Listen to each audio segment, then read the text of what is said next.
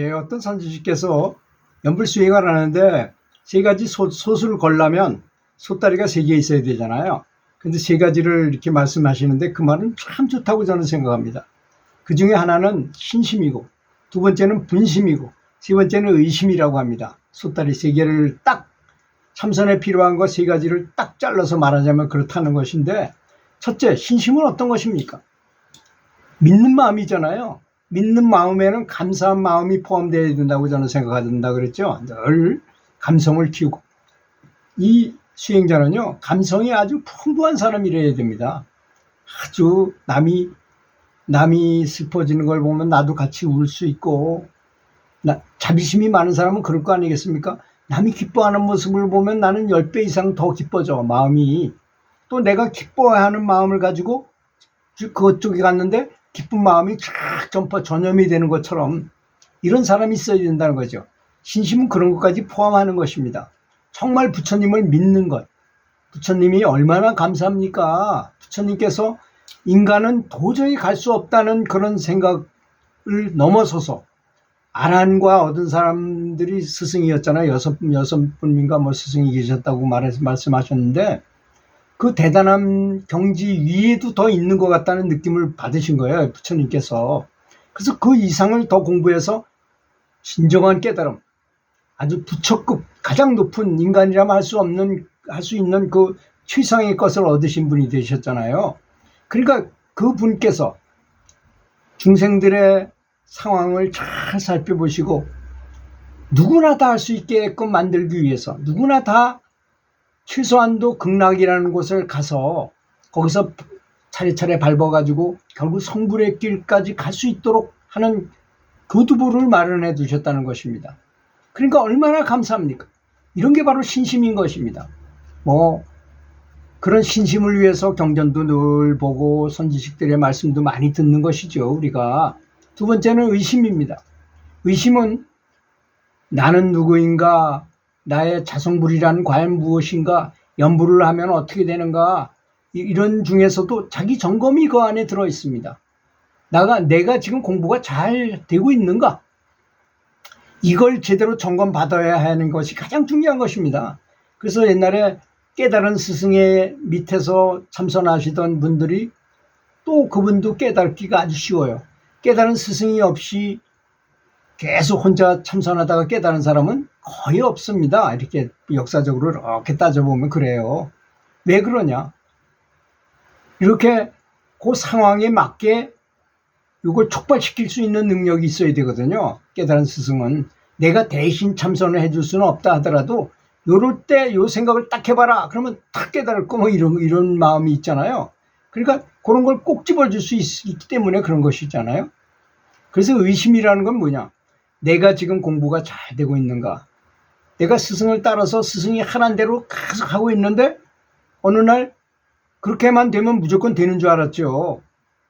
그런데 스승은 그렇게 말하지 않았어요. 스승은 매일 앞에다 두고, 야, 네가 내 말을 듣는다 하더라도 네 마음속에 굉장히 공부를 많이 해가지고 스스로 의심하고 스스로 거기서 뭔가를 찾아내야만 연불의 진보가 일어나고 제대로 되는 거지, 내가 말하는 내 입모양만 바라본다고 되는 게 아니다.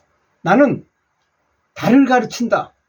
내가 달을 가르치는데 이 손가락 끝만 보고 있으면 어떻게 하겠습니까? 뭘 봐야 됩니까, 우리는?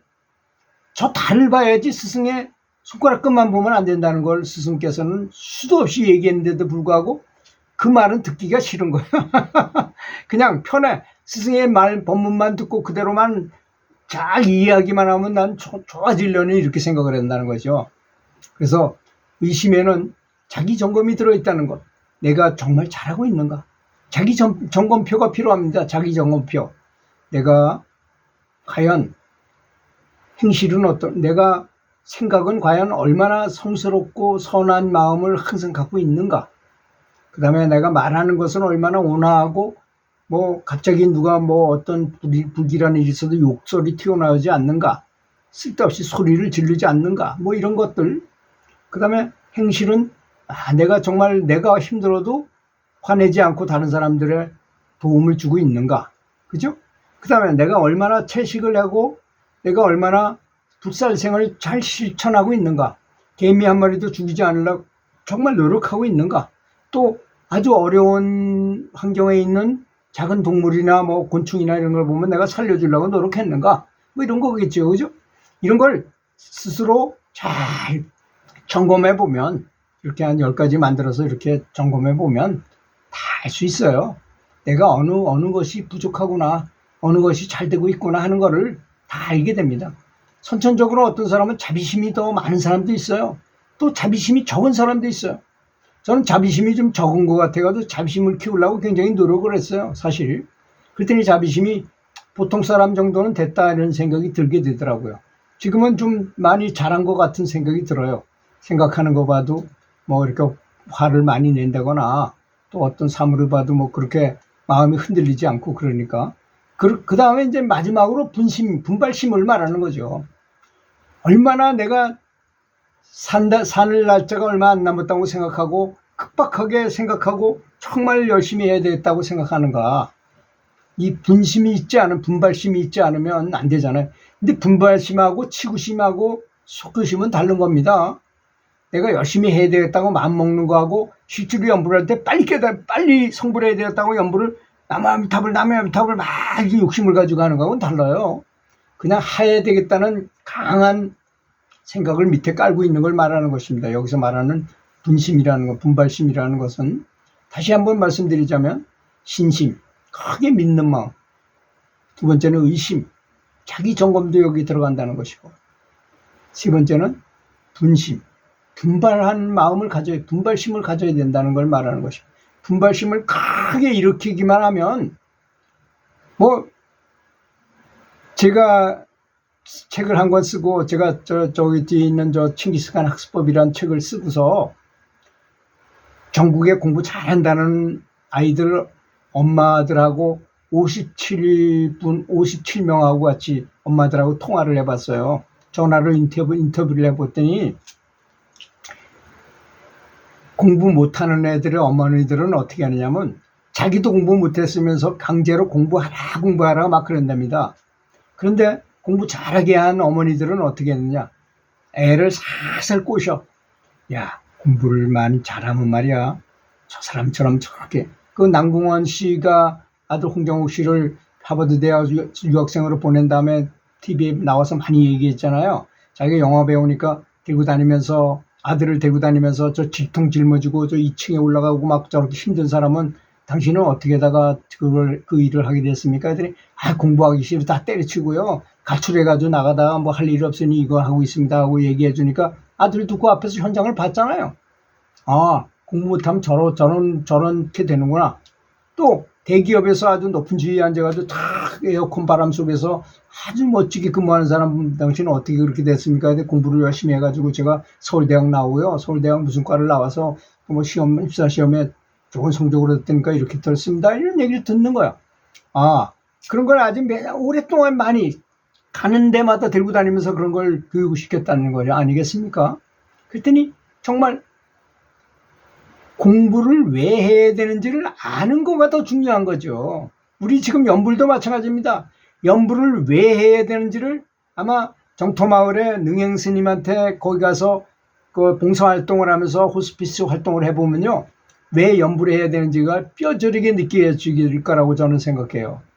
왜? 죽어가는 분들의 모습을 보고, 죽어가는 분들 중에 연불을 해가지고 연불을 하다가 이렇게 돌아가시는 모습을 보면 정말 향 냄새도 나고 상서로운 빛도 비치고 그렇게 괴로워하던 것이 쫙 펴져가지고 얼굴 자체가 너무너무 행복해 보이게 돌아가시는 모습을 보면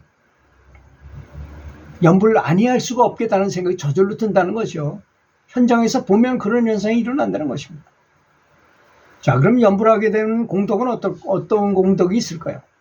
잠을 없애주는 공덕이 있습니다. 수면을 적게 해도 살 수 있게 해주고, 천마가 놀라서 두려워하게 되고, 연불선매를 얻게 한다는 것입니다. 이때 이제 연불선매를 얻어 온갖 번뇌가 사라져 버려요.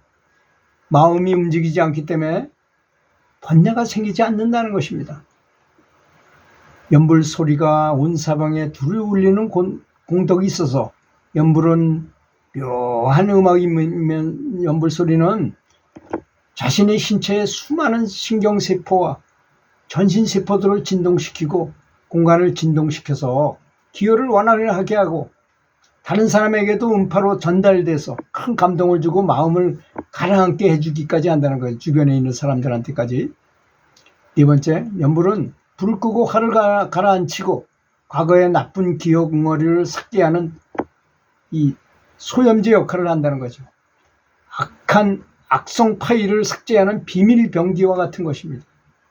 가장 중요한 게 업장 소멸 아닙니까? 업장 소멸만 다 되면 우리는 바로 성불할 수 있어요. 내 힘으로 악성 파일을 삭제가 잘 업장 소멸이 잘 안 되잖아요. 그러니까 부처님의 힘으로 같이 하는 거예요. 저하고 둘이 합쳐서. 큰 소리로 연불을 하게 되면 자기 소리에 다른 소리가 들리지 않아서 마음이 집중이 잘 되는 공덕이 있고 일심불란하게 된다. 정신이 잘 집중되고 삼매를 형성한다. 용맹정진이 가능하게 하는 공덕을 갖는다.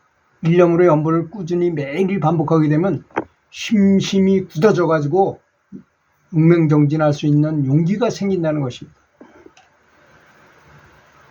부처의 이름을 부르면 좋아하는 것은 당연한 일이 아니겠습니까? 연불을 하는 동안에는 자신이 곧 부처가 된다는 사실을 알아야 됩니다. 탐지치 삼매가 뚜렷하게 드러나는 공덕이 있습니다.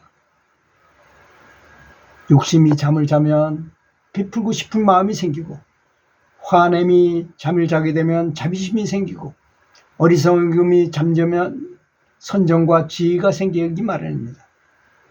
연불자는 생명이 끝나면 반드시 극락정토에 태어납니다. 오직 일념으로 열심히 정진하다 보면 이러한 이치를 스스로 깨닫게 될 것입니다. 들어주셔서 감사합니다.